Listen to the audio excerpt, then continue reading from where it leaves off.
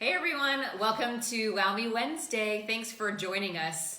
I have a special guest. We're so lucky to have Rich Lowe here on this video with us. Rich has had over 20 years of experience public speaking, anywhere from an audience of 10 people to thousands. Yeah. He is the owner of Arlo Strategic Consulting, does presentations not only for himself and your companies, but also for other companies. So I mean, that in and of itself, I think would be a challenge. So we're really excited. I'm really excited to have you share your speaker survival kit and some really quick and easy bullets for you to take away, no matter your audience or topic. Yeah, I think it's been covered that public speaking is a primary fear that people have. And when you're doing your own presentation, that's one level of risk. But when you're presenting for another organization, you really have to nail it every time. And Study. Do your research. Know it inside and out. Become a subject matter expert. Everyone these days are all about SMEs, subject matter experts. So you have to know the stuff. And that can make the presentation even more challenging than just going up and talking about what maybe I do. Right?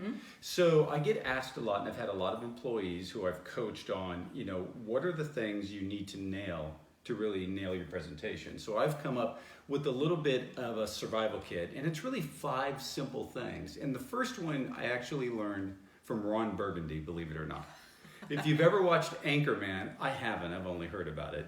But if you've ever watched, there's a really funny scene where Ron goes through a warm-up.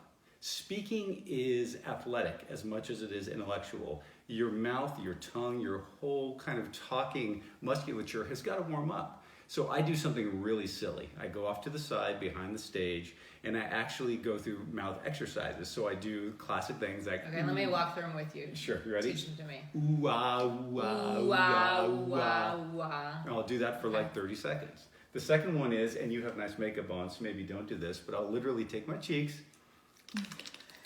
shake them out.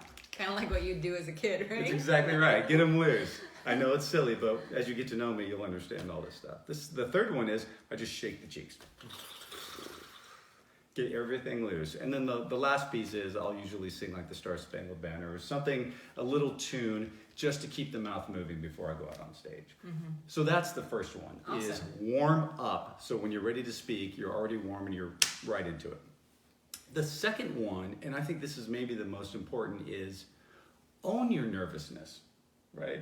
Being nervous for giving a presentation is really, really a natural thing. And I think oftentimes we see speakers doing TED Talks or someone we may see at a convention and we go like, wow, those guys are so calm and they don't get nervous. But the best speakers I've ever worked with do, but they just own it. Instead of swallowing it down, really look at it and go like, okay, I'm nervous. How am I going to approach that nervousness to really pull this talk off? Have you ever watched someone speak and they get that little bit of a shake in their voice and you kind of go like, okay, it's nervous time. Yeah, right? and me included. When Myself I put on too. the spot. It happens to me all the time. And the reality is it's far easier to deal with it once you own the fact that you can be a nervous speaker and have some methods to make sure that in the middle of your talk you address it. For myself, it flows right into my third point, which is hitting pause. Okay. So I was going to ask you, how do you address the nervousness? Like out in public to the audience? Or do you address it with yourself? And It really depends on what's going on. If I'm at a place in a presentation where it's really hard to take a quiet moment or have a drink of water, which I'll get to, then I will simply just lay it out there. Go, guys, I'm moving really fast. I'm sorry. I just realized I'm going to catch myself for a second, right? And just make it completely self-deprecating. But we've all been there. We've all been there. Everyone in the audience is. And if you own it, they'll be like, okay, that's me. Totally get it. I'm right in there with you. Just a normal guy or a normal girl. They're just like me. We can relate on that level. What usually happens is a speaker might hit the gas pedal and just try to burn through. And now all of a sudden they're going really fast. Plus they're shaky in their voice. And then they realize, oh my gosh, I've still got 15 minutes of content. This is a crash and burn situation, right? So you have to be really careful in just being honest and upfront about it. But with that being said, I do build into my talks plenty of moments where I get to number 3, which is I hit pause on my talk and let the audience just think for a second. And we've talked about this. There's nothing more important in music than the note that isn't played. And it's the exact same thing in your talk. So when you've got something really important that you want to say to the audience, set the moment up and then give them a moment to actually take it in. So if I were to say to you, in my list of 5 things, the most important thing about getting ready to give a good talk and being prepared is this. The audience is now in with me.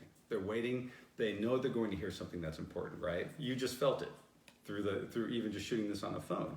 If I just go, the number 3 most important thing is really you have to hit pause. You've got to be quiet. That it doesn't work. No. There's no engagement, and there's most importantly no importance.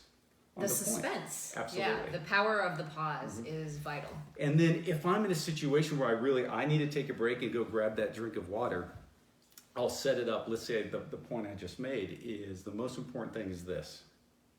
You've got to be comfortable hitting pause. Think about that for a second.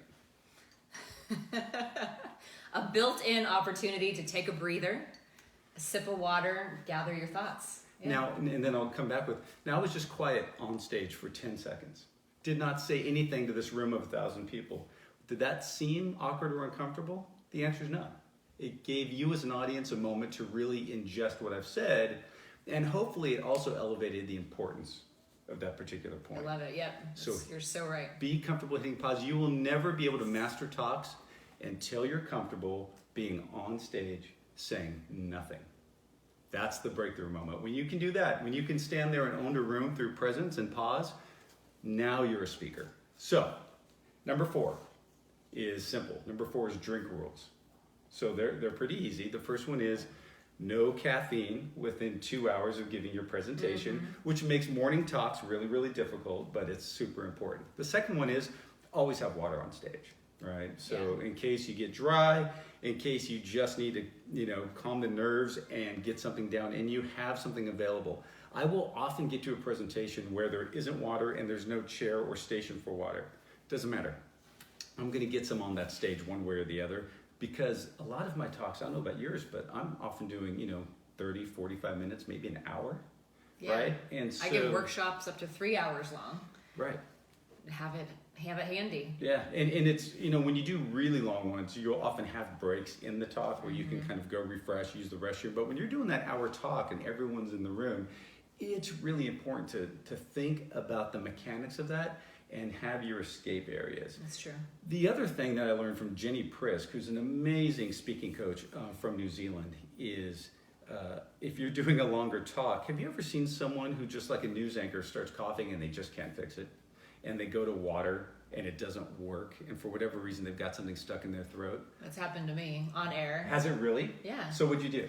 Just hack through it, basically? You have to hack through, and then if worst comes to worst, go to a commercial break. Yeah, right. The director will catch on. So her trick, and it's happened to me and I've used this, is when it's a longer talk, I will take little pieces of bread and have them available to actually eat, because that bread will grab whatever it is that's doing whatever it's doing, and it'll drag it down with it, where water actually won't get that done.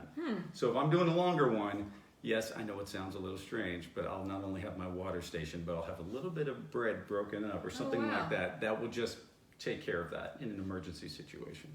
So now we're at number 5. Number 5. And number 5 is, I think, the most important of all of these, and it really is a core planning part of the conversation. And that is, we are in a presentation culture, right? Presentations, since TED has come along, have never been more important in terms of really establishing your narrative, telling a story, and engaging an audience in your business, your brand, your fundraising initiative, whatever it is. And to do that, first of all, we always want to be polished presenters, right? We always want to know what to do with our hands. We always want to have really good posture. But the other thing to do is don't plan so much that you become robotic. There is a fine line in presenting between planned and then predictable, right? And there's a little window where you can be planned but still bring you and make sure you're transparent and authentic and ready to speak in the moment, whatever may occur, be it Q&A, be it something environmental that happens. Make sure that you're a part of the presentation. When I mean you, I really mean that personality part of you that brings that extra special thing to the presentation. I always try to consider, if someone else were giving this talk, why would the person in the audience want to hear it from me? What is Rich bringing into this, especially when you're speaking for other companies? Right. Because that's their product, that's their initiative.